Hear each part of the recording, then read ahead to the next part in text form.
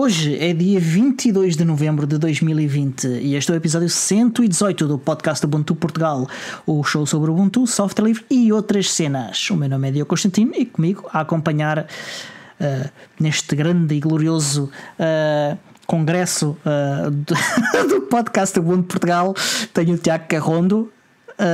Olá, Tiago. Olá, Diogo. Então, vieste ao congresso mais um ano?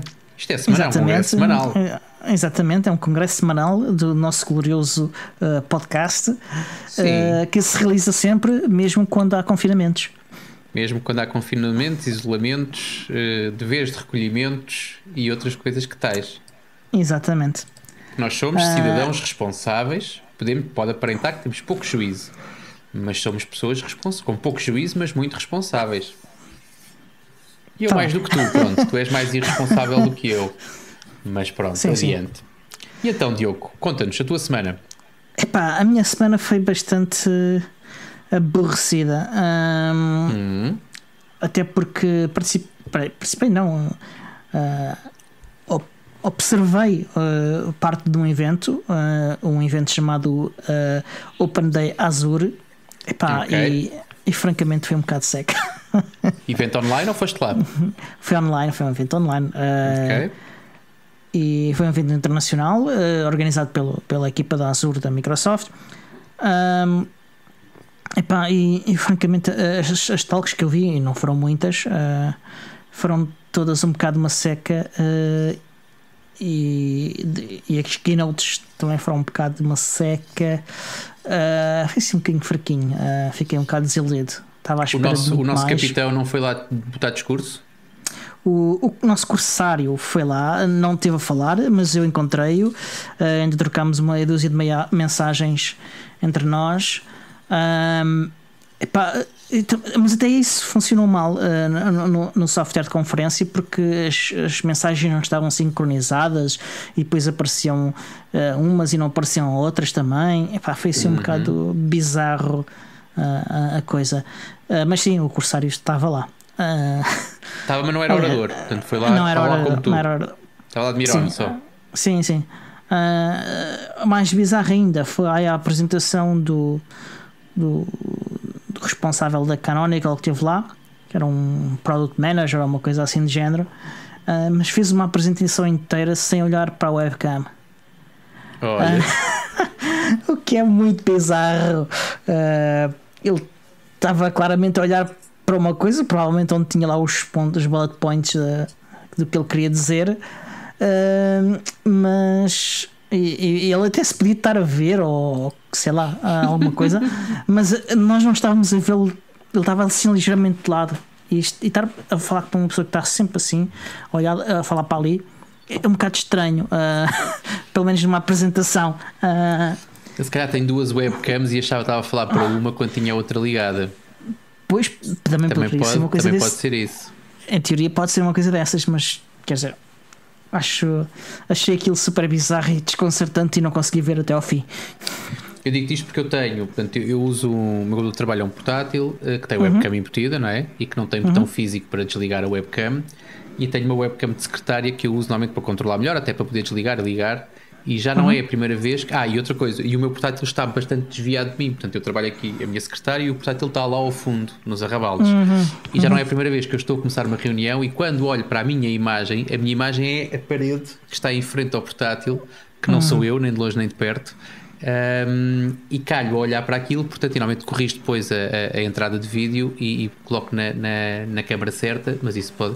Não estou a desculpar o homem, atenção, estou a dizer que posso dar-lhe assim um ligeiro benefício da dúvida. Agora, se for como, não sei se aquilo era evento live ou não, ou se era como no Open Source Lisbon, em que claramente não, os eventos eram gravados, o que era ótimo porque os oradores tinham a sua gravação a acontecer e os oradores estavam na sala de chat a responder a dúvidas em tempo real, muito inteligente. Okay. Neste caso, se foi uma opção gravada, eu dificilmente iria gravar uma apresentação que não a voltasse a ver, ou pelo menos partes da apresentação, e aí sim, é preciso apontar o dedo ao senhor, porque ele, se ficou contente com esse resultado, é alguém com algum tipo ou de problemas sociais ou com falta de noção do que é ter boas capacidades em termos de oratória. Mas pronto, aproveito para cumprimentar os nossos patronos que estão a chegar aos pinguinhos. Portanto, do Cristóvão já tínhamos falado, o Carreira não vamos responder ao que ele disse, portanto vamos só cumprimentá-lo e dizer olá Carreira. E dizer olá e responder. É que ele disse olá, portanto eu acho que olá conta como resposta. E depois a seguir disse não precisam de responder. Mas pronto. Mas eu não sabia porque não vi. O Constantino não viu, portanto tem desculpa. E também o João, que hoje se junta a nós. Eu não vou entrar em grandes pormenores, mas tipicamente o horário que a gente costuma gravar não é compatível com o seu próprio horário. Desta vez, folgo em vê-lo cá também e estamos a aguardar as vossas bujardas. Portanto, estejam à vontade, usem aí a sala de chat do YouTube para exercerem o vosso direito enquanto patronos pagantes. Não há outros patronos, só há pagantes, não é? Sim. Mas pronto, é isso. Não temos patronos não pagantes. E mais, então foste assistir a uma seca de uma apresentação. Espero que tenhas estado a fazer outras coisas ao mesmo tempo e não estejas só a olhar para aquilo. A respeito de ser gravado ou não, essa não tenho a certeza que não tenha sido gravada, porque eu não consegui ver até ao fim e portanto não tenho a certeza se houve interação ou não sei o quê, mas vi outras que tenho a certeza que não eram gravadas. E que eram mais animadas e que estavam a ser feitas por pessoas que pelo menos têm um bocadinho de noção do que é que estavam a fazer. Sabes que não é normal, porque uma das coisas que eu ao longo do tempo, enquanto dava formação, então não foram tão poucas vezes quanto isso que eu levava formandos a eventos tecnológicos e alguns deles eram organizados por empresas pelas quais eu não sentia nenhum tipo de simpatia, mas que eu achava que era interessante que mais não fosse para que eles enturmassem um bocado com aquilo que era o ritmo e o que era a dinâmica normal de um evento de tecnologia, nem que fosse da apresentação de produto, como acontecia às vezes com os eventos da Amen. E uma coisa que eu vi nos eventos da Microsoft a que chegámos a ir é que, à parte do conteúdo ser mais ou menos interessante, e agora falo a título muito pessoal, né, se aquilo é interessante ou não para mim, havia uma coisa que era comum a todas as pessoas que faziam apresentações na Microsoft, que eram excelentes oradores e eram coisas bastante ensaiadas e bastante oleadas, ou seja, notava-se perfeitamente que aquela pessoa, aquele recurso humano que ali estaria certamente a preparar aquela apresentação nos dias anteriores. Eu não digo quantos, depende um bocado, mas ou seja, claramente aquela pessoa diz assim, olha, agora os próximos 3 dias dedica-te a isto. E a pessoa esteve ali a fazer os slides e a olear a sua apresentação, tanto que depois chegava e não só a sua capacidade natural de comunicador era muito boa, mas notava-se que aquilo estava bastante ensaiado e bastante oleado. Que é uma coisa que nem sempre acontece com todos os oradores. Eu falo, por exemplo, no meu caso, eu raramente ensaio exaustivamente, até porque não tenho tempo nem paciência, honestamente, não tenho tempo e paciência para isso. Mas era uma coisa que eu via, e, portanto, sendo um evento organizado pela Microsoft, espanta-me tu dizes que havia lá oradores que não tinham... assim, mas não eram oradores da Microsoft, pois é isso. Exatamente. Ok, já percebi. Ok, estava aqui um bocadinho, sim. Porque os que eu conheço da Microsoft que estavam lá eu até sei o que é que eles fazem na Microsoft e já os conhecia de outras andanças, porque são pessoas muito públicas e que fazem um trabalho de divulgação ao público, essencialmente developer advocates, cloud advocates, coisas desse tipo, e são pessoas que fazem muita comunicação, e a Microsoft tem departamentos inteiros dedicados a isso, e são pessoas muito boas que fazem isso, sabem tecnicamente das coisas, pelo menos um bom bocado, mesmo que não sejam os maiores experts das coisas, e são comunicadores natos, e eles têm muita gente com bastante competência nessa área. Ok, mas conta-nos, o que mais fizeste esta semana?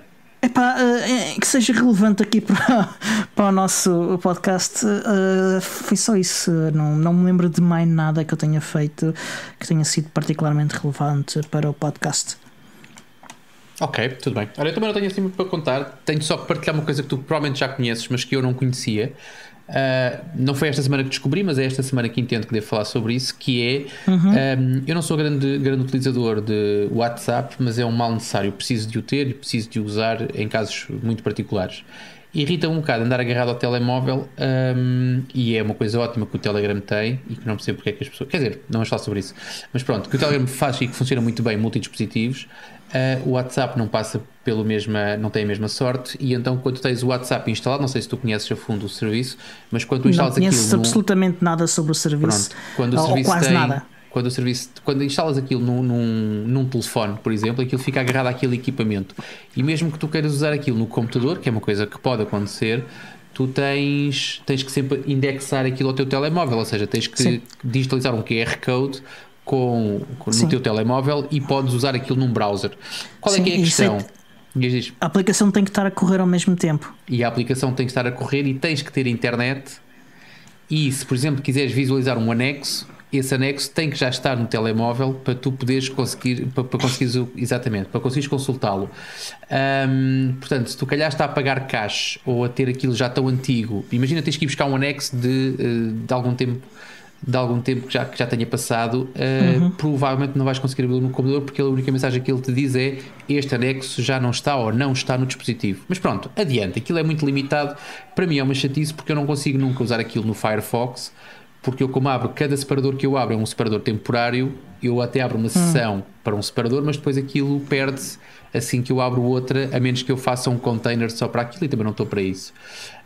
Então, habitualmente aquilo que eu tenho é existem 2 ou 3 snaps que têm uma espécie de não é? Aquilo na prática é um browser dedicado ao WhatsApp, não é muito mais do que isso, mas é uma espécie de uma web app. E descobri recentemente que o Firefox tem uma opção em que tu podes, em determinados sites, não acontece com todos, e eu ainda não percebi porquê, acho que tem que ver com o HTTPS e com HTTP, não que eu consulte muitos sites HTTP, mas alguns serviços que eu tenho a correr cá em casa não correm numa ligação segura. Estou a falar, por exemplo, da ligação ao volume e por aí fora. Mas pronto, mas neste caso do WhatsApp, tu consegues abrir o WhatsApp e o Firefox tem um modo que é o modo de abrir este site como se fosse uma aplicação. Sim, o Chrome também tem. Pronto, Chrome, não sei se tu tinhas conhecimento de parte do Firefox. Então, na prática, eu sei que tem. Não sei como invocar essa opção. Sim, tens que ir ao autoconfig. Tens que ir ao autoconfig, dar uma opção e depois a partir daí, quando entras no site, botão do lado direito e dizes: eu quero que este site abra como uma aplicação. Ok. E ele destaca para uma janela à parte. O que é porreiro, porque tu, a partir desse momento, o container é sempre o mesmo, e a partir desse momento tens um menu à parte no Firefox em que tens lá os sites guardados como apps, ou seja, tens um menu de apps dentro do Firefox. Ok, isso é fixe.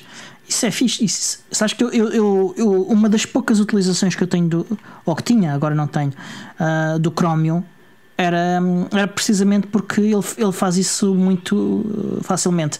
Tu estás, já não me lembro qual é que, acho que é botão direito em cima do tab ou coisa assim do género. Sim. E tem lá logo a opção para fazer isso. E houve uma altura em que eu usei muito o Chromium para fazer isso. Pronto, para navegação normal utilizava só o Firefox, mas para ter algumas coisas em específico, como o Chromium tinha essa forma fácil de fazer isso, eu usava o Chromium.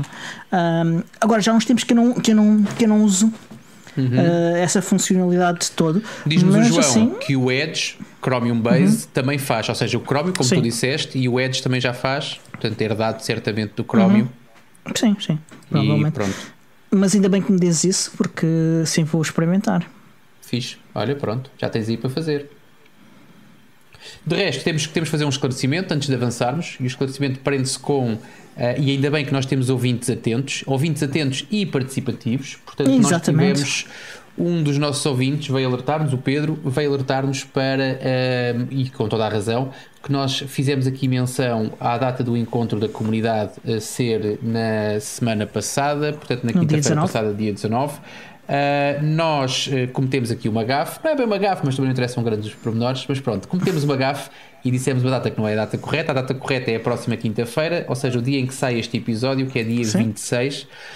Portanto, meia culpa, fomos nós que nos enganámos, espécie de engano, e vamos tentar que não se repita no futuro. E obrigado ao Pedro pelo reparo, não só por mostrar que está atento àquilo que nós dizemos e que não dizemos só baboseiras, portanto que a malta vai levando a sério aquilo que nós vamos dizendo, mas também risco. Pronto, mas também pelos 3 ou 4 dias que ele se deu ao trabalho de escrever para nos alertar exatamente para a gafe. Exato. Ok, e tu, Tiago, o que andaste a fazer esta semana? Não, basicamente estive a descobrir isso. Tenho aqui algumas tenho aqui um reparo, uma continuidade também no episódio em que esteve o Pedro Silva. Eu comentei, eu lembro-me que foi no do Pedro Silva porque ele ficou muito interessado na minha aquisição. E parece que não, já foi há, sei lá, 2 meses, mês e meio ou 2 meses, mas só agora é que eu concretizei o projeto. E então, naquela altura, eu tinha encomendado uma coluna Bluetooth e eu andava à procura.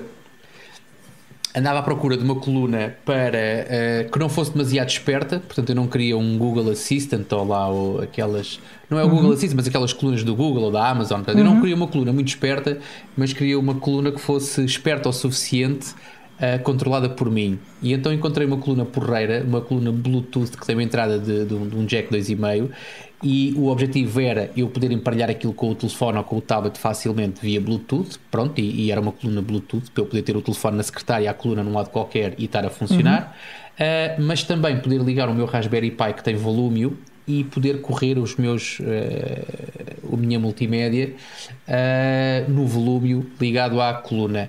Ora, posso dizer que aquilo funcionou na perfeição, portanto a coluna tem uma bateria bastante, a coluna é grande e tem uma bateria também bastante generosa, e tem como adicional, e falámos sobre isto naquele episódio, não sei se tens isso presente, tem uma saída de USB que me permite alimentar o Raspberry Pi nessa saída USB, permite-me ligar o Raspberry Pi com o jack 2,5 e, ou seja, eu consigo ter um equipamento portátil Bluetooth, se me apetecer ser Bluetooth, ou então ligado com volúmio, apenas com uma caixinha de Raspberry Pi, 2 cabinhos à coluna, e tenho música para acontecer até me fartar. Tenho que estar perto do Wi-Fi porque o volúmio precisa de internet, porque eu tipicamente faço os serviços de streaming. Tenho que ter internet, mas se tiver mídia própria, ou seja, se tiver lá umas quantas pastas com algumas músicas, posso perfeitamente usar aquilo no meio do nada, sem mais nenhum tipo de equipamento, portanto, e fiquei bastante satisfeito. A coluna é muito bonita, portanto, eu já vou buscar, os nossos patrões depois podem vê-la.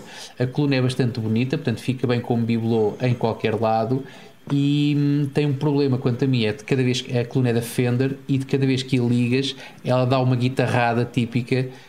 Ou seja, tu queres ligar aquilo e pronto, aquilo faz epá, porra.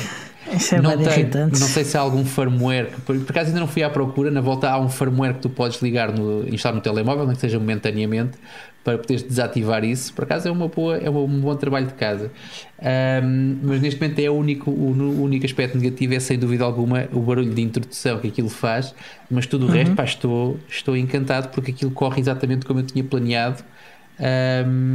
E muito bem, permite-me só ir buscar então para mostrar pelo menos a patronagem. Ok. Olha, Alex, aqui está um momento de edição para ti. Podes fazer Espero isto que aqui tenhas estado a contar curto. anedotas enquanto eu me levantei do meu lugar. Ok, tens de ajudar a focar a webcam, porque a webcam não dá. Pronto, isto é uma coluna. Isto é muito inspirada naqueles amplificadores de guitarra. Eu digo de guitarra porque houve alturas em que toquei guitarra, mas os dos baixos devem ser iguais. E depois tens aqui então o Raspberry Pi e os 2 cabos que ligam o USB e que ligam o jack, e pronto, é isto. Ou seja, eu com isto tenho som de qualidade. Queres ouvir? Olha. É doido. Portanto, sempre que tu ligas a coluna tens que ouvir esta porcaria. Mas pronto, tirando isso, estou encantadíssimo. Portanto, eu na altura, quando chegou a coluna e quando a experimentei, mandei logo mensagem ao Pedro Silva, que ele tinha ficado interessado, e disse: olha, podes comprar porque está aprovado enquanto coluna, mas quanto mais a uso e quanto mais olho para ela em termos de potencial, mais contente fico com o investimento. E foi assim. Olha, porque falas disso, agora lembrei-me que o aviso que eu tinha recebido na semana passada de recepção de uma encomenda não tinha nada a ver com isso, com o NitroKey, sério? que ainda não recebi, mas era com outra coisa que eu vos vou mostrar aqui. Olha lá. Ok. Um ET. Ok, é um ET de TV. Certo. Que eu comprei. Aliás, comprei mais do que isso, comprei um kit inteiro. O que isto é uma basicamente uma solução completa para fazer tuning de TV com Raspberry Pi. escolhi um Pi Zero, uma versão com wireless e já com falta uma palavra, com ligação, não, com as ligações para o LED já pré-soldadas, okay. Porque eu não tenho nada para soldar, nem sei soldar, não é, e tenho a certeza que iria resultar muito mal, tendo em conta as minhas muito poucas habilidades para coisas desse tipo. E comprei uma solução completa que inclui uma caixinha também especial. Não sei se dá para ver bem, tem aqui o coisa para ligar o BNC, tudo, e está cá tudo, esta caixinha especial, um Raspberry Pi Zero e o tuner de DVB. É um projeto agora para as férias de Natal. Isso é para? É para sintonizar televisão. Eu tenho um problema com a minha rede cabelada cá em casa de televisão. O sinal degrada-se bastante ao longo da rede, e a minha ideia é passar isto para digitalizar o sinal e em vez de estar a utilizar essa rede que tem pouca qualidade, experimento fazer isto para 2 ou 3 canais, e que são os canais que a gente... streaming, é isso? Okay. E depois faço streaming desses canais na rede. Essa é a minha ideia. Parece-me bem. Olha, temos já, agora que falas nisso e que falaste na tua Nitro aqui, houve um... Caramba, não me lembro quem foi, acho que foi o Christophe, que me estava a perguntar se, uma vez que, e é conhecido, que quem usa aquela base de dados Bitwarden, a solução de armazenamento de passwords, exatamente, da Bitwarden, e que aquilo integra perfeitamente com as YubiKeys. Tu tens noção se a tua NitroKey também permite trabalhar e também permite integrar com o Bitwarden? Ou não tens essa informação ainda? Eu respondi isso ao Christophe. O Pro 2 não suporta o 2FA, ok? O feed do 2FA que a gente tem é que suporta. O Bitwarden trabalha com o feed? Sim, com o feed 2 e com o 2FA. Mesma aplicação? Também, sim. Okay. E tem suporte para 2 fatores, mas TOTP. Sim, mas eu não experimentei, nunca isso no Bitwarden. Eu já experimentei Bitwarden, mas nunca utilizei nada dessas coisas, porque não era isso que eu estava à procura, e francamente não tenho resposta qualificada para isso. Eventualmente, quando tiver, posso experimentar, quando tiver cá a NitroKey, posso experimentar isso de novo, como exercício, mas neste momento não tenho uma resposta melhor para dar. Ok.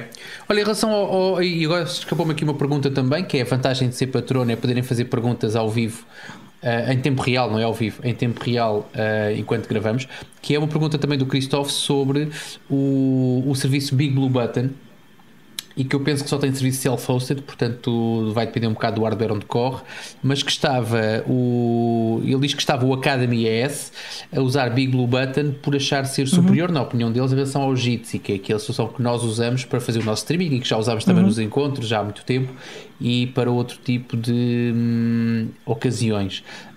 Não sei se tu tens opinião sobre uma comparação entre o Big Blue Button e o Jitsi. Não, nunca utilizei o Big Blue Button. Big Blue Button. Pronto, eu já usei algumas vezes, ou seja, já usei enquanto exatamente o utilizador, portanto nunca instalei nem configurei, mas dá-me um bocado a ideia que é ingrato fazer uma comparação direta a esta distância entre Big Blue Button e Jitsi, porque teríamos que ter eventualmente a correr no mesmo hardware e com o mesmo tipo de utilização, e não é o caso. Portanto, aquilo que eu sei do Jitsi é que tipicamente o rendering é feito e a sincronização é feita em cada dispositivo. Portanto, se nós tivermos 5 pessoas, basta uma pessoa ter uma ligação defeituosa, e isto acontecia recentemente até há pouco tempo com quem usa Firefox, por exemplo. Bastava uma das pessoas, um dos intervenientes na reunião usar Firefox e toda a ligação era afetada por isso. No caso do Big Blue Button, honestamente não sei como é que funciona. A experiência que eu vi, enquanto apenas mais um elemento dessa reunião, foi positiva, mas não faço a mais pequena ideia do que estava por trás, portanto também não tenho dados para poder emitir um parecer. Ou seja, ambas funcionam, na minha opinião, bem, desde que lhes dês o hardware necessário para que a coisa funcione. No caso do Jitsi, sei que é preciso também do lado do cliente alguma responsabilidade. No caso do Big Blue Button, confesso que não faço a mais pequena ideia se acontece tudo de um lado ou se acontece do outro. Posso dizer que se acontecer do lado do servidor, certamente que vai precisar de mais hardware do que aquilo que é exigido ou que é recomendado pelo Jitsi. Sim. Mas cheira-me que todo também usa o mesmo protocolo, o WebRTC, e por isso que é tudo feito do lado do cliente. Mas pronto. Mas é isto, lamento, Cristóvão, não temos resposta para tudo. Também temos resposta para a paz mundial, lamento. Vacina do Covid, estamos quase, ok? Estamos quase, temos aí uns acordos e tal, mas pronto, esperem pelas próximas semanas. Muito bem. Olha, e já que falamos de feedback da comunidade e coisas que a comunidade pergunta, e olha, então há coisas também interessantes que a comunidade nos mostra. Sem dúvida. E uma delas foi o FlipPipe que mostrou no canal Telegram do Ubuntu PT. Ele chamou atenção para um vídeo, para uma apresentação, para uma Tech Talk da comunidade da DigitalOcean, em que um dos seus developer advocates estava a demonstrar em vídeo, durante uma horita, algumas funcionalidades de segurança do SSH. Não sei se viste o vídeo. Não vi. Estava com esperança que tivesses visto e que fosse agora resumir, para ver se vale a pena ir vê-lo ou não. Acredito que valha sempre a pena, mas ou seja, que nível de prioridade é que eu vou colocar na minha playlist para este vídeo? Também eu não vi. Está aqui está aberto numa tab, ok? Tenho uma tab já aberta com ele, mas não tive tempo sozinho, pá. Para não, pá. Isso é que eu perguntei se tu tinhas visto. Será um vídeo porreiro para descarregar com o YouTube DL. Não sei se é daqueles que podem ou não. Mas aqui fazendo o gancho com a próxima notícia. Que é de facto a bronca que já aconteceu há umas semanas, cá já há um mês ou perto disso, com o DMCA takedown do YouTube DL, feito pelo GitHub a pedido da Record Industry Association of America, que é basicamente uma associação de editoras dos Estados Unidos, e que fez aquilo que eles chamam de DMCA takedown, que é basicamente é uma ordem que estas entidades podem dar a qualquer site na internet para remover conteúdo por alegada violação de direito de autor. Os sites que não removerem ficam corresponsabilizados pela violação de direito de autor, caso ela exista. Atenção. Portanto, não é uma coisa que os sites possam dizer vai à fava, assim, do pé para a mão, principalmente se forem sites grandes que tenham negócios nos Estados Unidos, ou que possam ser afetados pelos Estados Unidos. Não é algo que os sites possam simplesmente dizer que não. No entanto, vamos falar um bocadinho mais disso. Só para dizer que eu acabei de fazer o download com o YouTube DL do vídeo do SSH, portanto dá perfeitamente para fazer isso. Vou até partilhar com os nossos patronos, para quem quiser. Ok. Pronto, o que aconteceu foi que a Record Industry Association of America alegou que o YouTube DL era utilizado exclusivamente para quebrar proteções anticópia do YouTube, e que incentivava a utilização do software para violação do direito de autor. Okay. Na minha opinião, é óbvio que isto não é verdade, mas são afirmações muito exageradas que não correspondem à totalidade da realidade, nem no que diz respeito à utilização do YouTube DL, nem no que diz respeito aos danos causados por aquilo que poderia ter chamado a atenção da Record Industry Association of America, que foi os testes da aplicação, os testes automáticos, faziam um download automático de alguns segundos, uma fração muito pequena de um vídeo de música, e isso era interrompido e o download nunca era completo, e era só mesmo alguns segundos, só para testar a funcionalidade do software. É óbvio que isto não causa dano nenhuma aos músicos, nem o YouTube DL, apesar do nome, é utilizado apenas para fazer downloads do YouTube. Ele funciona numa série de outros sites. No site de DigitalOcean, por exemplo, funciona bastante bem. Sim, mas isso é porque eles já um vídeo no YouTube. Mas ele funciona em outros serviços de alojamento de vídeo, como o Vimeo e adiante. E também o download de vídeos não é por si só uma atividade ilegal, depende da licença do vídeo, obviamente. Por exemplo, se vocês quiserem fazer um dos nossos episódios do podcast Ubuntu Portugal a partir do YouTube, vocês estão perfeitamente no vosso direito de fazer isso, porque o nosso podcast, a licença permite perfeitamente fazer isso. Ou seja, há estas e há outras utilizações legais perfeitamente possíveis do YouTube DL, que são legítimas e legais, e portanto é óbvio que a única utilização do YouTube DL não é para fins ilegais. E para já agora queria saber se tinhas alguma consideração a fazer pelo que já aqui trouxemos à mesa.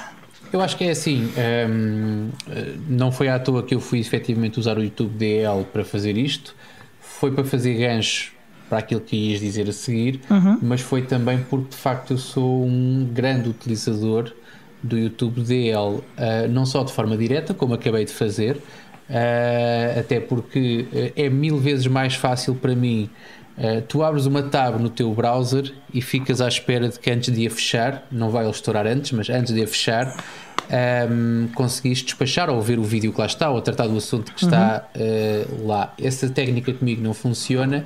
A técnica de está aqui um vídeo que eu quero muito ver, vou descarregá-lo e vê-lo mais tarde, como é o caso desta apresentação, há uma maior probabilidade, no meu caso, de poder vê-lo, até porque eu facilmente agora coloco este vídeo num dos meus dispositivos móveis e quando estiver a apanhar sol num sítio qualquer ou à espera do almoço ou qualquer coisa, consigo puxar o vídeo e consigo visualizá-lo em qualquer lado, sem estar dependente de ter ou não acesso à internet, preocupado se vou gastar dados, se não vou, se aquilo é 4K, se é 1K, se quantos capas é que aquilo tem.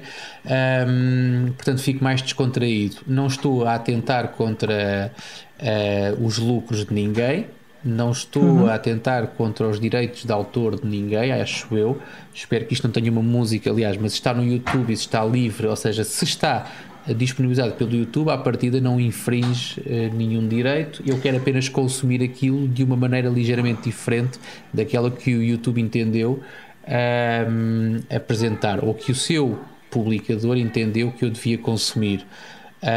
Isto é a forma direta. Tenho, e desde que esta coisa aconteceu, eu já disse isto aqui algumas vezes, eu habitualmente não uso nos meus dispositivos móveis a aplicação do YouTube, utilizo uma aplicação que é, preciso confirmar o nome, não tenho de cabeça, mas que é o NewPipe, se não me engano, exatamente, NewPipe, e que sofreu, desde que aconteceu isto tudo, sofreu de crashes constantes. Portanto, ele não diz que não funciona, não tem nenhum aviso enquanto utilizador. O certo é que a aplicação deixou de funcionar corretamente, ou seja, o NewPipe é porreiro porque tens acesso e consegues pesquisar e consegues até subscrever canais no YouTube sem teres que ter uma conta no YouTube.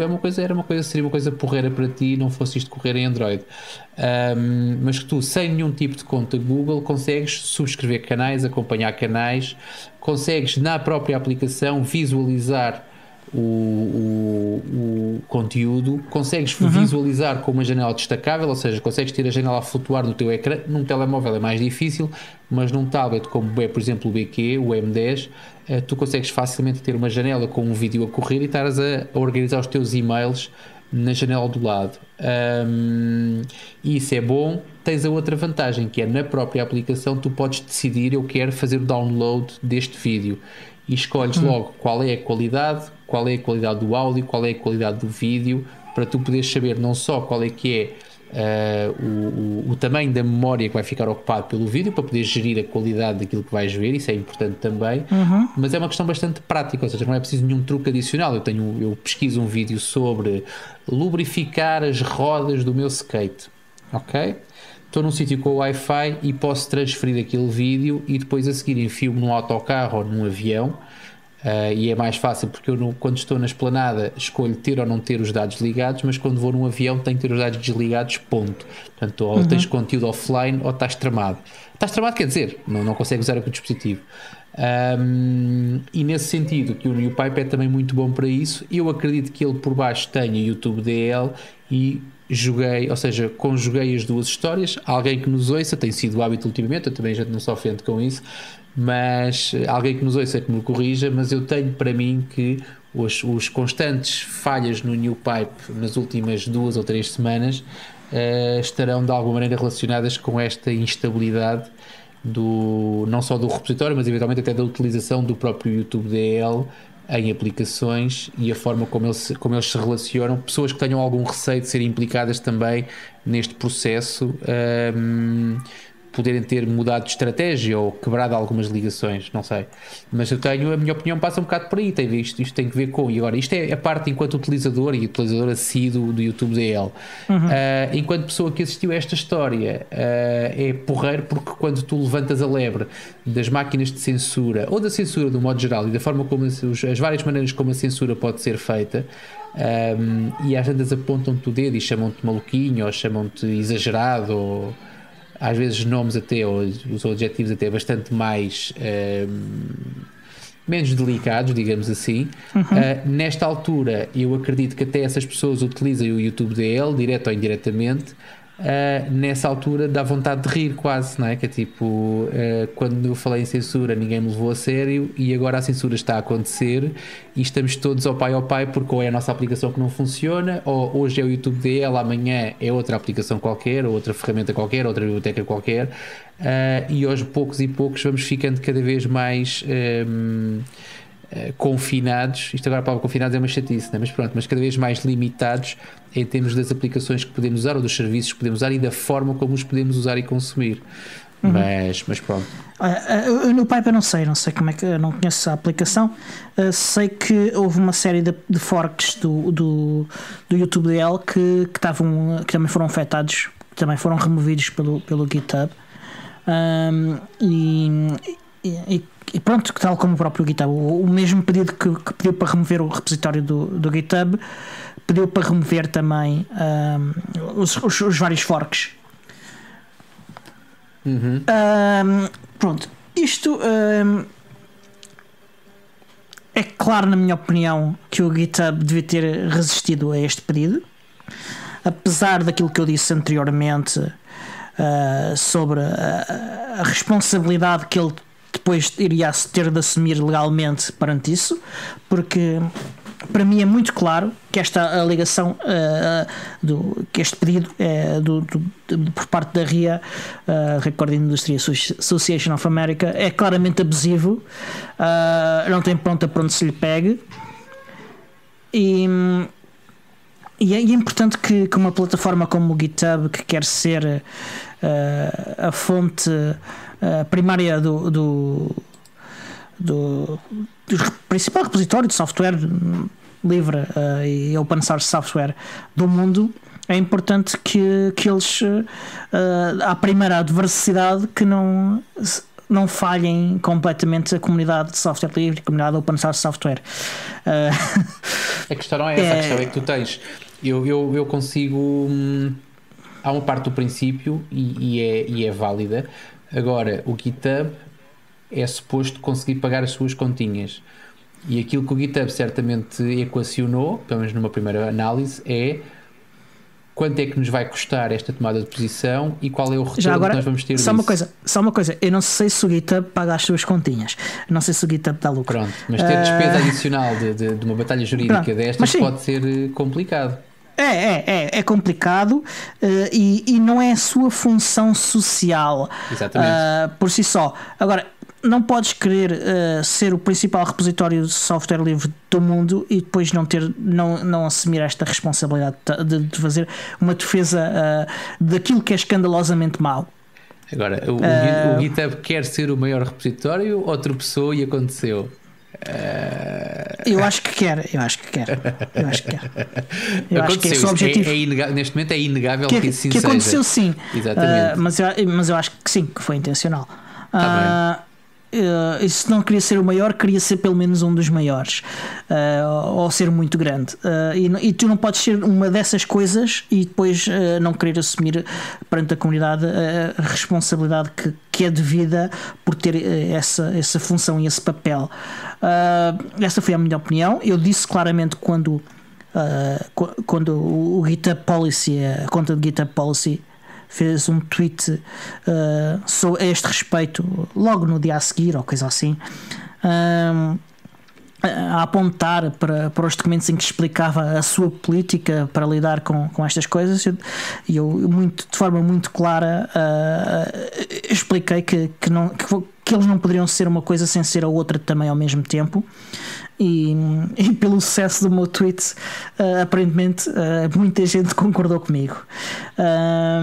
Sabes que eu sigo alguns humoristas nacionais e internacionais, e lembro-me de ver uma entrevista de salvo erro da Joana Marques. Não sei se tu acompanhas humoristas ou não, se consomes humor, mas a Joana Marques, que tinha um programa. Só o que a gente faz. Não sei quem é a Joana, eu sei perfeitamente quem é a Joana Marques. Joana Marques tinha um programa no canal Q, não sei se conheces o que é o canal Q, é um programa de baixo orçamento, é um canal de televisão de baixo orçamento. Pronto, exatamente. E se não me engano foi no Altos e Baixos, não sei se foi no Altos e Baixos, foi no outro programa que ela tinha, em que basicamente havia aquela coisa de analisar vídeos, bloopers e fazer piadas sobre isso, ou seja, pegarem coisas que até aconteceram e brincar um bocadinho com elas. E às tantas, aquilo que aconteceu foi, eles tiveram que parar com o programa, e eu espero não estar aqui a cometer nenhuma gafe, mas eu penso que foi isso. Eles tiveram que parar com o programa, porque das duas uma, ou eles arranjavam um patrocinador que fosse um gabinete de advogados, ou o canal Q corria o sério risco. Ela disse que não era a profissão dela, ou que não era a posição dela que estava em causa, mas que o próprio canal Q corria o risco de implodir. Tal era a quantidade, e as pessoas às vezes até sabiam que iam perder, mas a quantidade de processos que foram colocados a esse programa faziam com que um único programa de um canal inteiro pudesse mandar abaixo o canal pelo esforço financeiro que iria acontecer só o dar resposta. Eles até podiam ganhar, mas só o dar resposta à quantidade enorme de processos que foram caindo. Eles disseram que o melhor e o mais prudente seria acabar com o programa. Não é o caso do GitHub, até porque falamos de uma envergadura completamente diferente. O GitHub, seja ou não seja, paga ou não paga as suas contas, não é de todo de baixo orçamento. Sim, e tem um dono que não é propriamente pobre, né? Exatamente, a Microsoft. mas que tem fama de querer fazer dinheiro, não é como outros donos de outras empresas que nós até conhecemos e seguimos há muito tempo e que é bastante mais descontraído na questão da obtenção de lucros.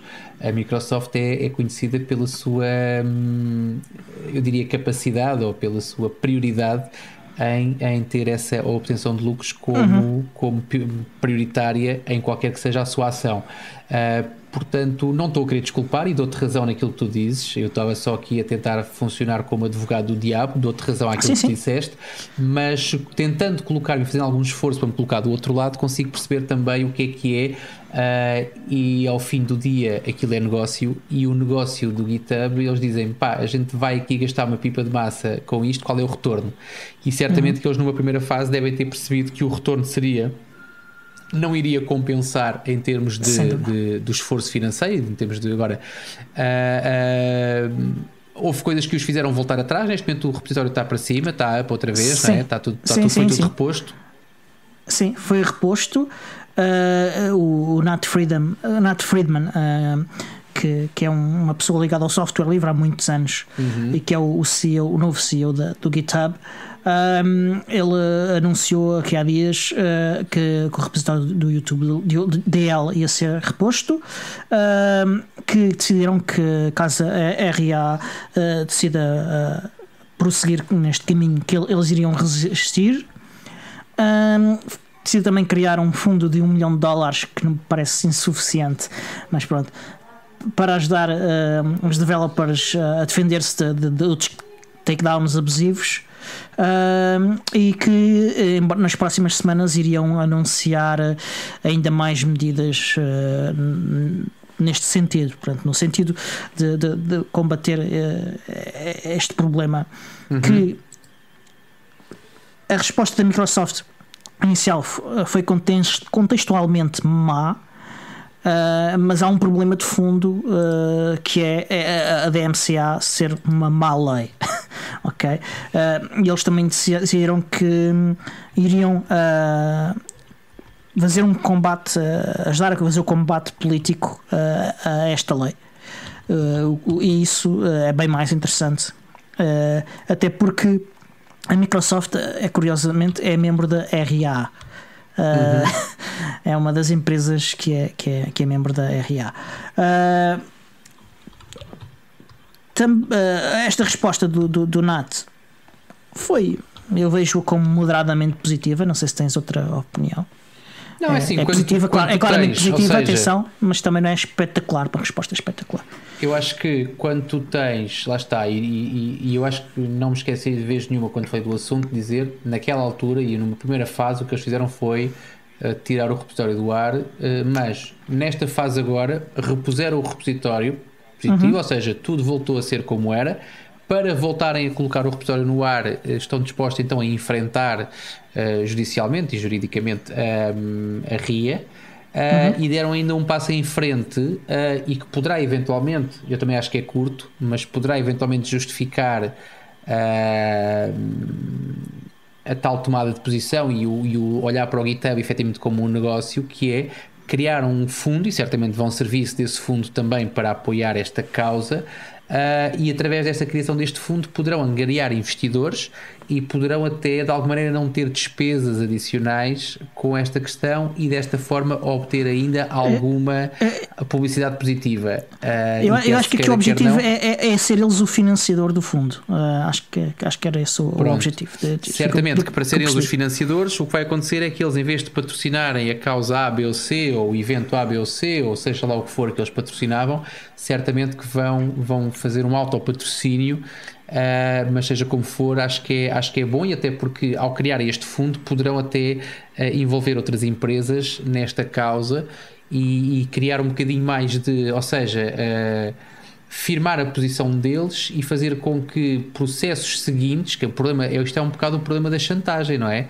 Quando tu fazes chantagem e eu estou a dizer tu, calma, eu não acho que nunca fizeste chantagem com ninguém, mas quando alguém faz chantagem e corre bem, a probabilidade de repetir e eventualmente subir a parada, pelo menos dos filmes que eu vejo, é grande, e tem que haver quase sempre um ponto final nisto. Sim, não se pode negociar com terroristas. Ou o chantageado mata o chantageador, ou arranja uma chantagem maior para equilibrar a balança, ou volto a dizer, estou a falar baseado em filmes que vejo, portanto não é experiência é experiência de vida, a não ser comprar um bilhete de cinema e ir assistir ao filme, atenção. Mas... Eu pensava que eras o Liam Neeson português. mas pronto, não, tem só que ver com isto, e acho que a atitude foi porreira, insuficiente. Eu fico satisfeito, sabes? Quando tu aproveitas isto em vez de regredir, que seria aquilo que, ou seja, se não fosse colocado no ar novamente e se não fosse tomada esta posição, tinha havido claramente um retrocesso na liberdade e na partilha de informação. Tendo sido corrigido este retrocesso e tendo dado um passinho para avançar, ou seja, no sentido da tal criação do fundo, até para poder prevenir, acho que o objetivo da criação deste fundo é um bocado, pessoal, estamos aqui, estamos preparados, venham cá que nós estamos preparados para isso. 1 milhão acho pouco, mas seja como for, há ali alguma muralha que faz com que pessoas que tivessem a mesma ideia de vir a seguir possam de alguma maneira ter que pensar duas vezes. Sim, e do ponto de vista de negócio do próprio GitHub, também eu acho que é vantajoso, porque a própria imagem do GitHub como uma empresa que vai proteger os seus clientes, independentemente de eles pagarem ou não, é uma imagem que se quer, que cria uma confiança, né? E a confiança em quem nos está a prestar um serviço é uma coisa muito importante. Sem dúvida. Outra coisa, houve um bocadinho de negociação entre o GitHub e o YouTube DL, okay? Envolvendo também os advogados da Electronic Frontier Foundation.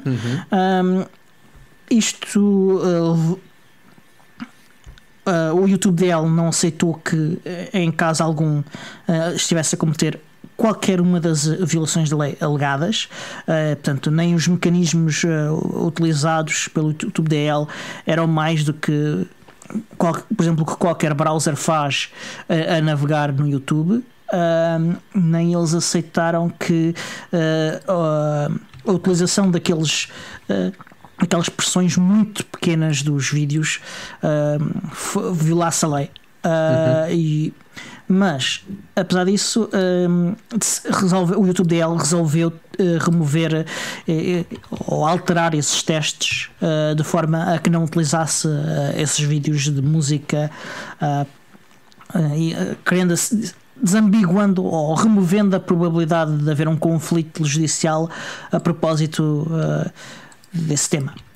Pelo que é provável que a RA não se atravesse neste caso em específico de novo. Outra coisa, os forks, porque falei também, começaram também a ser repostos. Não sei se já estão todos repostos, mas pelo menos alguns deles foram repostos. E outra coisa que eu gostei de ver foi também o próprio Nat Friedman no Twitter a conversar com a comunidade e a explicar o que estava a fazer e como e porquê, e a apontar para links e coisas desse tipo. E isso foi positivo, apesar de tudo. Certo, bora, avança. Ora, e como já estamos a chegar aos 50 e tal minutos do show, ainda temos um bocadinho, e se calhar aproveitava aqui e falava só de uma das outras notícias que temos, e do nossa lista de notícias, que é a mudança de método de compressão, de algoritmo de compressão dos snaps, que abandonou o XZ e adotou o LZO. O resultado é que os snaps, na sua abertura a frio, ou seja, a primeira vez que abres uma aplicação como por exemplo o Chromium, após teres arrancado o sistema operativo, passou a ser bastante mais rápido. Não foi a última alteração, a única alteração que eles fizeram em específico, por exemplo, nesse snap, mas este afeta todos os snaps. E agora, por exemplo, não noto diferença nenhuma entre um Chromium a abrir de um snap e a abrir de um outro pacote qualquer. Segundo as análises que eles fizeram, por exemplo, o snap de Chromium em Fedora 32 abre mais depressa do que o RPM respectivo, o que é bastante interessante. Qual é que é o lado negativo disto? O LZO comprime menos do que o XZ, e portanto os snaps vão passar a ocupar um bocadinho mais de espaço no vosso disco. Era a pergunta que eu te ia fazer a seguir. Obrigado. Tens noção de porcentagem? Ou seja, tipicamente qual é que é o aumento em termos de espaço? Eles falaram disso, mas era um não lembro qual era, mas era o suficiente para que as pessoas vão notar. Mas, atenção, as pessoas também olhavam para o tamanho dos snaps de uma forma enganadora, porque os snaps eles são comprimidos, mas eles comprimem, e a forma como as ferramentas que normalmente se utilizam para ver o tamanho de ficheiros e de diretorias e afins num sistema, eles mostram o tamanho do snap descomprimido. Portanto, as pessoas também tinham uma ideia um bocadinho errada sobre qual era o tamanho que os snaps ocupavam no disco. Mas pronto, agora vai ocupar mais. Mas as pessoas, eu creio que têm o arranque dos snaps como um problema maior do que o espaço que eles ocupam no disco, até porque, tendo em conta os preços dos discos que nós temos atualmente, quer a ferrugem rotativa, quer os SSDs, permitem comprar discos de uma dimensão razoável a um preço também razoável. Ok, então bora lá fechar isto com calma, devagarinho. Vamos lá, sim. Não sei se foste ao Humble Bundle. Eu não fui. Não. Tive um fim de semana muito ocupado. E não tive quase sempre offline, felizmente. Eu digo felizmente porque faz falta respirar. Mas certamente que nós vamos incluir nas notas specs do Humble Bundle, que não vamos referir aqui porque fomos preguiçosos e não fizemos o nosso trabalho de casa. Há que assumir com alguma frontalidade. Eu tenho já o bundle que eu tinha na semana passada para falar e não falei. Não sei se ainda é válido, que é isso que eu estava a confirmar agora. Então confirma primeiro. Tens 3 segundos para confirmar. Não, já não o vejo, portanto eu creio que já não é válido. Mas de qualquer forma, se quiserem comprar qualquer bundle do Humble Bundle, até para oferecer como presente, porque é também uma das opções do Humble Bundle. Há um sobre Java Programming que ainda estará válido na altura em que sai. É? Então, olha, curiosamente era mesmo isso, é que não estou a vê-lo. Portanto, é esse mesmo. Se vocês quiserem comprar esse bundle, nós recomendamos. E se quiserem comprar qualquer um, é só acrescentar, é só seguir os links de afiliados que já temos, quer específico para esse bundle, quer em geral, e a partir daí vocês podem escolher compensar-nos ou não com qualquer valor que vocês gastem nesse bundle. Compensar, compensam. Estão a ouvir isto, têm que compensar. Compensam muito ou pouco. A única dúvida é se compensam muito ou pouco. Sim. Também vamos disponibilizar-vos o link de afiliados para a loja da NitroKey, que vocês podem usar para comprar, por exemplo, uma NitroKey Pro 2 ou outra coisa qualquer. E com isso também vão estar a ajudar-nos numa porcentagem que é 20% ou 10%, já não me lembro exatamente do valor. Mas há outras formas ainda também de nos apoiar. Podem tornar-se patronos e assistir às gravações em direto e com vídeo e tudo. E se não tiverem $1 mais alguns cêntimos de IVA. Não acredito. Mas pronto, tivemos aqui uma questão. Diogo, fecha lá isto então. Exatamente. E se não conseguirem dispensar esse valor, tudo bem, há outras formas. Façam, por exemplo, como o Ruben fez esta semana, que partilhou o link para o nosso episódio. Ajudar a divulgar é provavelmente a forma que nós preferimos que vocês nos apoiem. Tweetem, retweetem, falem de nós, e é uma forma muito, muito boa de nos apoiar. Se nos quiserem encontrar, podem encontrar-nos em podcast.portugal.org. Podem também ouvir-nos na Rádio Zero todas as quintas-feiras às 22h03. Não sei se tens mais alguma coisa a acrescentar, Tiago. Não, eu estou bem, por mim, fiquem bem, saúde para todos e até à próxima. Ok, só acrescentar que o show é editado pelo nosso senhor podcast, o Alexandre Carrapice, e até para a semana. Até para a semana. E stop recording. Stop recording. Pá, o que aconteceu? Talvez. Isto é o Java que estavas a falar, que está aqui nos links ainda está válido por 7 dias, portanto, estamos bem. Pronto. Então, olha, vou parar de gravar.